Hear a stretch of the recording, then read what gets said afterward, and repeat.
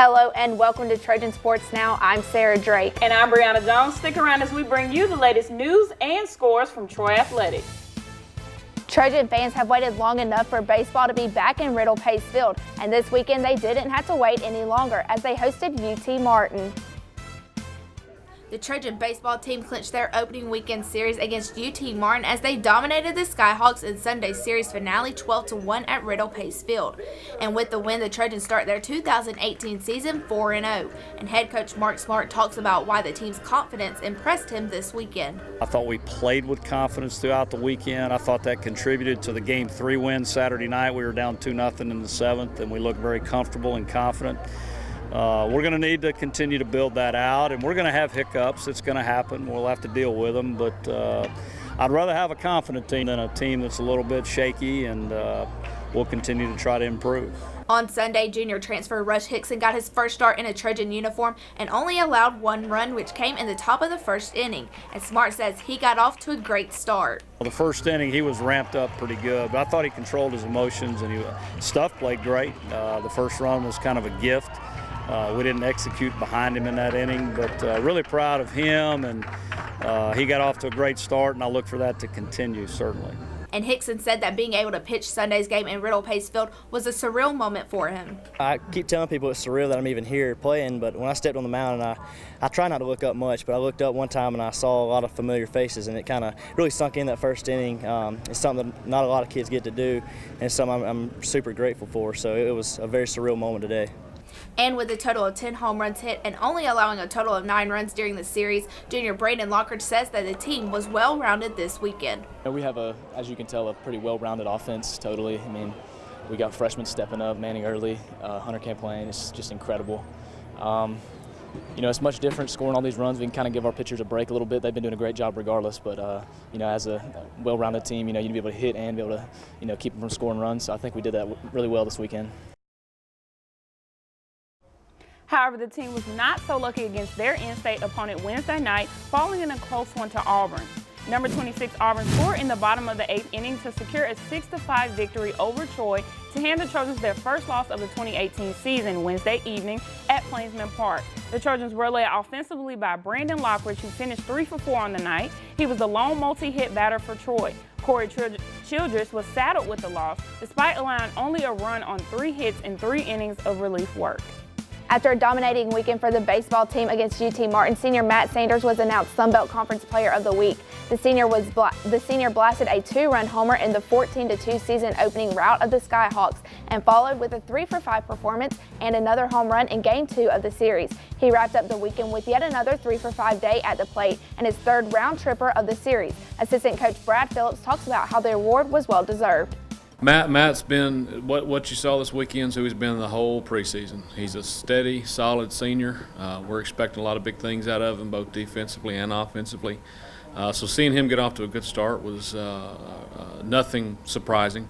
And it's going to be fun to see him throughout his senior year. He's finally fully healthy from the injury he had 2 years ago, and he's playing as confident as he's ever played since he's been on campus. So seeing him over his senior year is going to be really fun to watch. The Trojan men's basketball team were fired up and looking to increase that win streak to 5 on Saturday when they took on App State in Boone, North Carolina. The Mountaineers started the game with a 13-0 run in the first 3 minutes and 8 seconds of the game. And with that type of play, the Trojans were unable to lead at any time of the game. Despite the tough play, junior Jordan Vernado had a dominating performance of 30 points and 13 rebounds. Troy shot just 27.6% from the floor, and Vernado was the only Trojan in double digits. The Trojans fell to the Mountaineers 54-65.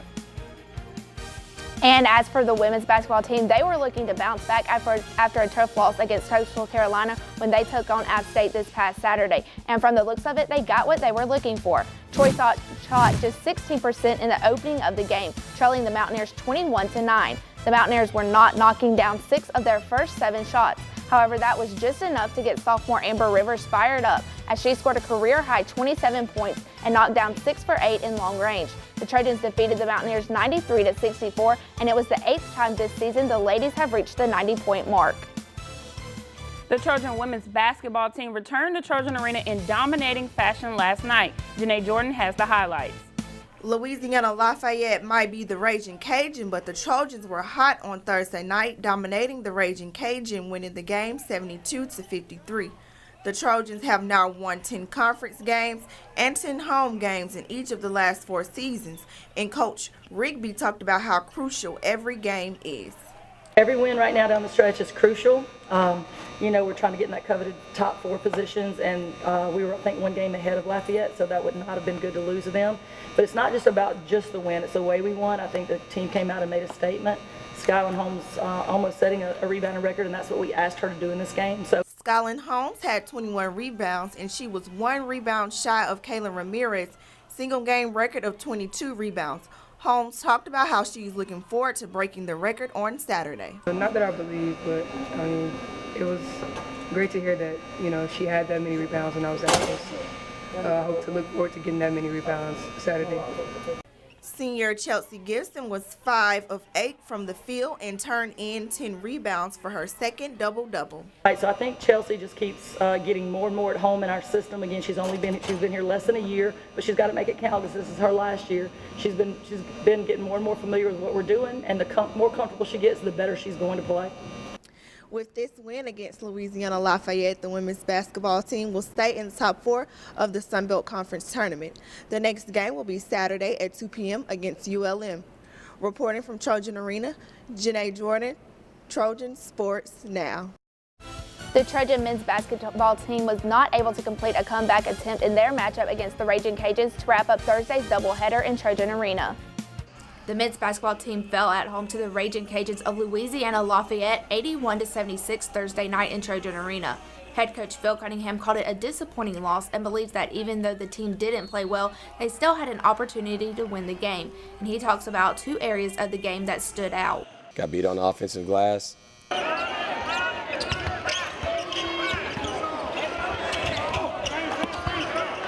And then, in the second half, they got to driving the ball on us and got in the paint. We got in foul trouble, and they got to the foul line, and that's what they do. They shot the majority of their free throws in the second half. In this game, the Trojans saw their worst outing of the year from the free throw line as they shot 9 of 17, and Cunningham says that is out of character for the team. One thing we talked about to our team is about there's no room for error, and the one that stands out the most to me was us at the free throw line. We missed, I think we went 9 for 17 from the free throw line. We're second in the league, and we go 9 for 17, and that's what I'm talking about, no room for error.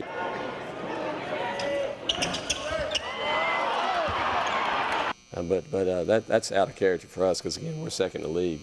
After taking Wesley Person out of the game as he was just catching fire after shooting back-to-back threes, the Raging Cajuns went on a 13-point run to go up 70-53 in the second half. And Coach Cunningham spoke on his decision to take Person out of the game. We had a bad stretch there, and we had to give Wes a rest, and it turned out being a bad substitution because when he came out, before we could get him back on the floor, we were down.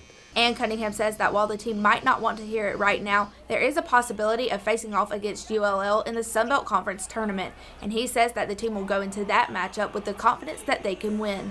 I think we match up well with them.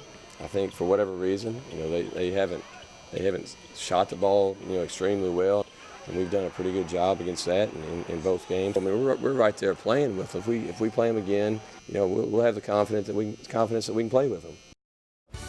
The Trojan softball team also got in on some action this weekend when they took on Montana to complete the Hill and Brand Invitational in Arizona. After falling to Montana in their first appearance 3-4, the Trojans seemed to have a better strategy this time around. Sophomore Logan Calhoun continued to have a solid day at the plate as she led things off with a hard-hit single up the middle. She stole second base to get in scoring position, but it was a sacrifice bunt from junior Madeline Porter that advanced Calhoun to third and eventually to home. Calhoun would then make it safe again at the home plate, sealing the deal for the Trojans with a final score of 2-1. And the team is coming off a victory following their matchup against the Sanford Bulldogs on Wednesday. In a game that saw both teams battling for the lead, the end result saw the Trojans walking away with a 9-6 win over Sanford in a night that marked a new season high of 11 hits.